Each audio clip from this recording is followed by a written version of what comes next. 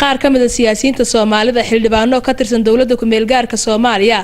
safiirka Soomaaliya ee dalka Kenya iyo waxgarad maanta kulan ku yeeshay magaalada Nairobi ayaa uga tacsiyadeynaya dhammaan ummadda Soomaaliyeed iyo eheladii iyo qoyskii uu ka geeriyooday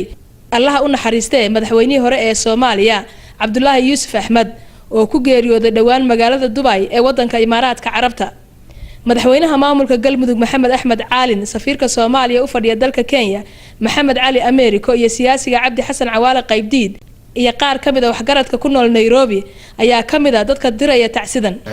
anoo ku hadlayo magaca jaaliyadda Soomaaliyeed ee wadanka Kenya waxaan tacsi u dirayaa eheladii iyo reerkii uu ka tagay madaxweynihii hore ee Soomaaliya Cabdullaahi Yuusuf Axmed iyo Soomaalida dhanba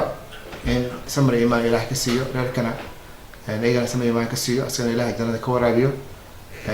madaxweynaha Soomaaliyeed ahaa sidaad ogtihiin ayaamahan uu xanuunsanaa marka Ilaahay fudeeyay marka Ilaahay waan ugu baryaa inuu jannada ka waraabiyo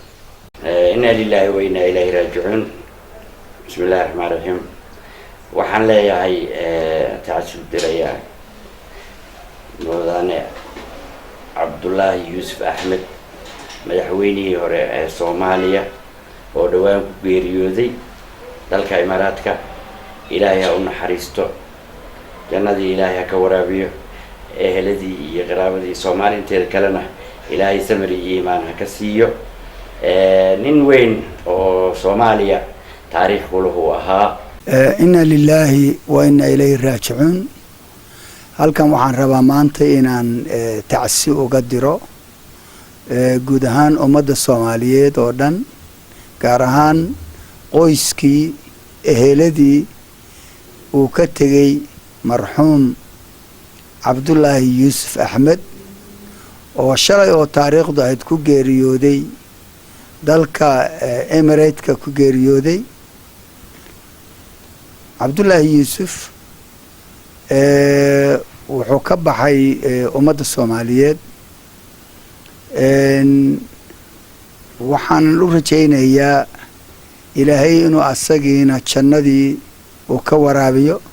ummadii Soomaaliyeed oo ka tagay iyo qoyskii iyo qaraabada uu ka tagana samir iyo iimaan Ilaahay ka siiyo leenahay inna lillahi wa inna ilayhi raaji'uun wa tariiq ummadda dadkoo dhan ay mari doonaan oo Ilaahay qadaray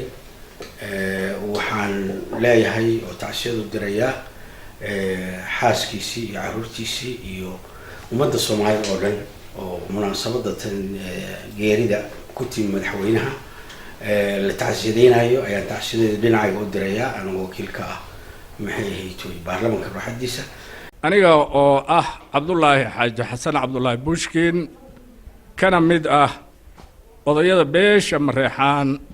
ee jaaliyadda gobolka ee jaaliyadda deegaankan East Africa gaar ahaan magaalada Nairobi kuna hadlaya magacooda ayaan tacsidaas u direynaa tacsidaas waxaan u direynaa Allah u naxariistay madaxweyne Cabdullaahi Yuusuf ummadda Soomaaliyeed oo dhan gaar ahaan qoyskii caruurtii iyo eheladii uu ka tagay sidoo kale waxaan tacsidaa tulamida u direynaa dawladda Puntland iyo goboladeeda iyo degmooyinkooda nin wuxuu ahay geesi kuna wanaagsan xagga Soomaalinimada waxaan kaloo jira Puntland meesha la yiraahdo waa ninka dhagaxa dhisay oo hagaajiyay markii dambana Muqdisho markuu imaaday markii la yiri waad ka tigaysaa wax qabtay oo Itoobiya iyo Mareykanka ay ka hor imaadeen si nidaam buu u duulay ma u dagaalamin annagoo ah odayaasha beesha sade ee jaaliyadda Nairobi ama East Africa ama beesha Mareexaan si dadku u yaqaanaanba waxaan tacsi u direynaa gaar ahaan guud ahaan ummadda Soomaaliyeed oo aan uga tacsiideynayna geeridii ku timid marxuum madaxweynihii hore Colonel Cabdullaahi Yuusuf Axmed inayna geeridii ku timid madaxweynihii hore Soomaaliya Cabdullaahi Yuusuf Axmed